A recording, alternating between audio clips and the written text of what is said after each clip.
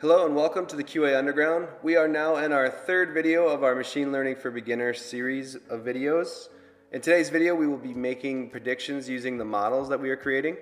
We will be uploading more Machine Learning for Beginner videos throughout the month, so make sure you hit that subscribe button below if you are new to the channel so you don't miss any updates or videos.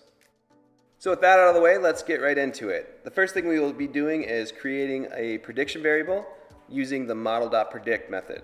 What you want to do here is you will pass your input into the predict method and it will return a group of predictions.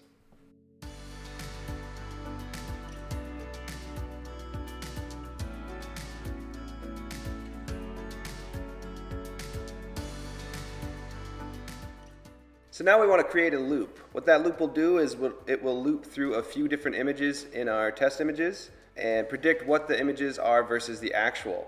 So basically what we're going to do is we're going to set up a basic plot. We're going to show our test images. We're going to use X label, which will display the actual underneath the image, and then we will use title to display the prediction above the image.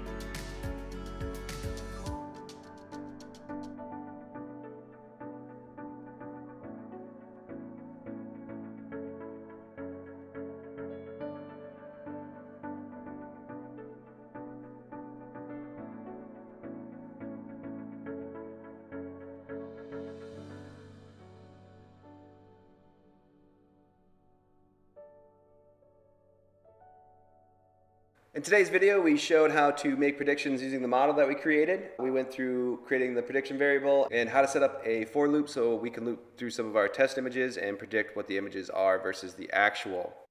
Let me know what you think of the series so far in the comments below. I really enjoy your feedback. If you enjoyed the video, please leave a like and subscribe. Thanks for stopping by, and I will see you on the next one.